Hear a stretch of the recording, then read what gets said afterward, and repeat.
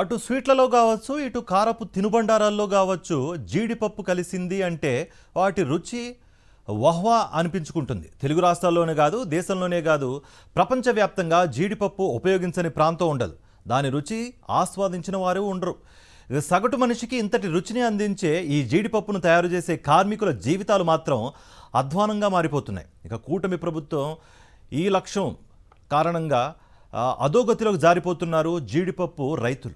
మనిషి ఆహారపు అలవాట్లలోకి ఇంతగా కలిసిపోయిన ఈ జీడిపప్పును తయారు చేసి మనకందించే ప్రధానమైన ప్రాంతాలలో పలాసను ప్రముఖంగా చెప్పుకోవచ్చు. ఈ ప్రాంతంలో జీడిపప్పును తయారు చేసి బయట ప్రపంచానికి అందించేందుకు వేలాది మంది కార్మికులు పనిచేస్తున్నారు.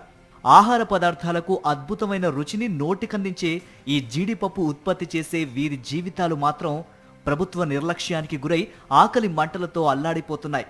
గిట్టుబాటు వేతనం కోసం ఈ శ్రమజీవులు రోడ్ల మీదకు రావాల్సిన పరిస్థితులు తలెత్తాయి. శ్రీకాకుళం జిల్లా పలాస, కాశీబుగ్గ పట్టణాల్లో 200కు పైగా జీడిపప్పు ప్రాసెసింగ్ పరిశ్రమలున్నాయి. వీటిలో అటు ఇటుగా ఓ 25,000కు పైగా కార్మికులు ఉపాధి పొందుతున్నారు. అటు ఈ పరిశ్రమలకు ముంతమామిడి ద్వారా వచ్చే జీడి విత్తనాలను సరఫరా చేస్తూ వేలాది మంది రైతులు జీడి మామిడి తోటల ద్వారా జీవనం సాగిస్తున్నారు. ఇన్ని వేల మంది ప్రత్యక్షంగా పరోక్షంగా ఉపాధి పొందే ఈ జీడిపప్పు పరిశ్రమ బాగోగులను పట్టించుకునే తీరిక, ఓపిక కూటమి నేతలకు లేకపోవడంతో అటు గిట్టుబాటు ధర లేక రైతులు, పడిన కష్టానికి ప్రతిఫలం అందక కార్మికులు అల్లాడిపోతున్నారు. అయ్యా మాకు న్యాయం చేయండి అని అడిగి అడిగి అలసిపోయి గిట్టుబాటు వేతనం కోసం కార్మికులు రోడ్డున పడుతున్నారు. 2 ఏళ్లకు ఒకసారి కార్మికుల వేతనాన్ని సవరించే చార్టర్ ఆఫ్ డిమాండ్ గురించి ఫ్యాక్టరీల యాజమాన్యాలు పట్టించుకోకపోయినా అధికారులు స్పందించకపోవడం వెనుక ఉన్న మతలబేమిటి అంటూ వైఎస్ఆర్సీపీ నేతలు ప్రశ్నిస్తున్నారు.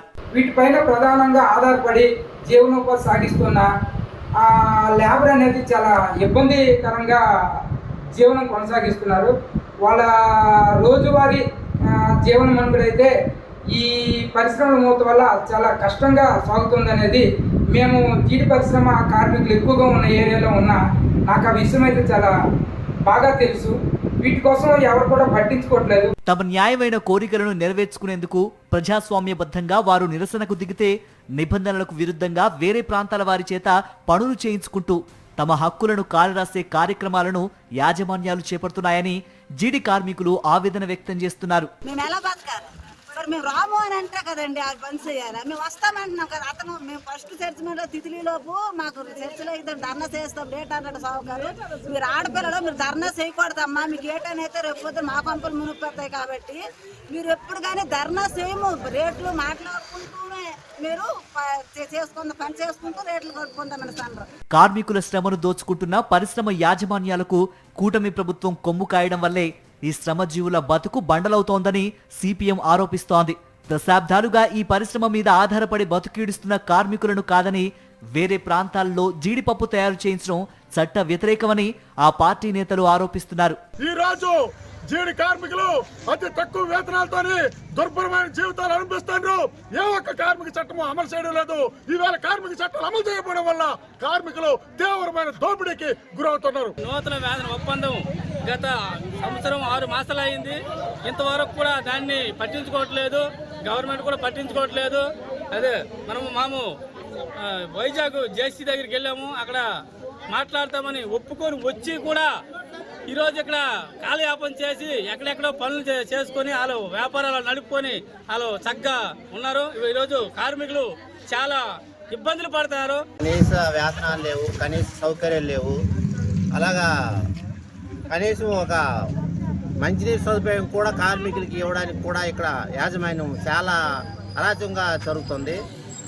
ఇక్కడ రిజిస్ట్రేషన్ సెటిల్ పెట్టుకొని ఎక్కడో సెటిల్ వేసుకొని ఎక్కడో బయట కార్మికులకి 10 రోజులకి 5 రోజులకి వచ్చిన వాళ్ళకి వర్క్ ఇస్తున్నారు. 30 సంవత్సరాల నుంచి ఇక్కడ కార్మికులు ఆడవాళ్ళు ఇక్కడ పనిచేస్తున్నారు. కనీసం వాళ్ళకి ఎటువంటి సహకారం లేదు. మీకు ఓటేశాం, మిమ్మల్ని మా నాయకులుగా ఎన్నుకున్నాం, మా సంక్షేమం చూస్తారని ఆశించాం.